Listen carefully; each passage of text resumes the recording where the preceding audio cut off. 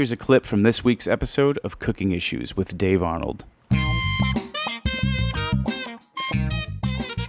This leads us into a question for you.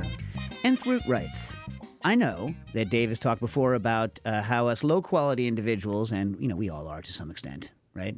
It's only the lowest quality individuals that don't realize their flaws, right? We are deeply flawed. Yeah, that's the whole point of being human, right? Yes. Yeah.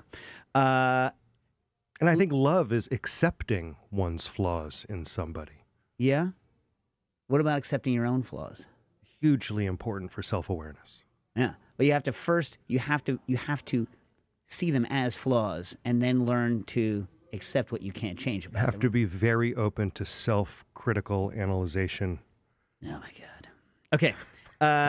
Low-quality individuals' taste for fusty oil, and I know this from throwing olives into a Spinzall, but what are your thoughts? First of all, you want to talk about fusty and semi-cured olives and the taste. Yeah, talk about that first, and then we'll go through the question. That's a great point. So I think the question is what about people who actually like these fusty oils? Well, tell them what fusty is first, in case So fusty oils are when olives sit in piles and they undergo anaerobic fermentation. And that happens before they're pressed. So if you stick your hand in a pile of olives that's been sitting there for a couple days, it's actually hot inside. There's no oxygen, and the oils degrade and undergo anaerobic fermentation and give an aroma and taste of fusty, which is like olive tapenade or cured olives, right, which you don't want your olive oil to be. Right, but we, the low-quality masses, consider the taste of cured olives to be delicious. What extra virgin olive oil should taste like. That it should remind you of eating olives, which is not accurate. Right, okay. That said, there's a bunch of pioneers in the south of France. Well, here, let me read the question. What are your thoughts, Nick, about the olive oils coming out of Provence made from fermented ripe olives? I served one in a blind tasting next to many high-quality in-season oils, and it was the standout favorite. So check this out. First of all, excellent point, A.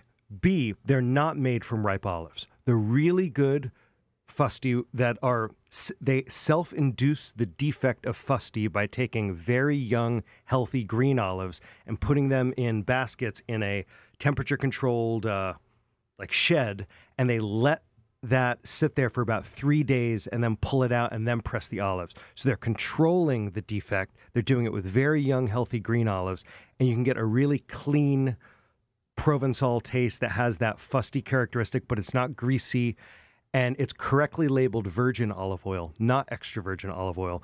And what's interesting about those is it gives you the olive tapenade flavor without any of the texture or the dark olive color, so you can use it in potatoes or fish and add that element, that smooth element. And what's interesting about the fruité noir, which is what it's called, even though it's made with green olives, is that it has its own individual characteristic and identity within the olive oil world. And in that sense, I think it has merit and value so long as it's labeled virgin, not extra virgin. All right, so do you carry any of that? We don't sell that. So what's a producer people can look out for that you think does a good job? The best fruité noir oil I've ever had is a producer named Castellines in Vallée de Beau in Provence. And it's like the cleanest, most perfect, fusty possible. All right, give it again in case people don't want to have to re-listen. Castellines, and it's in Vallée de Beau in Provence. I've visited What's a bottle going to cost of that stuff? I think $38. Oh, so it's expensive but not absurd. Subscribe to the Cooking Issues Patreon to listen live every week, get early access to the podcast, and for all access members, watch a live video stream from the studio. For more information, visit patreon.com/cookingissues.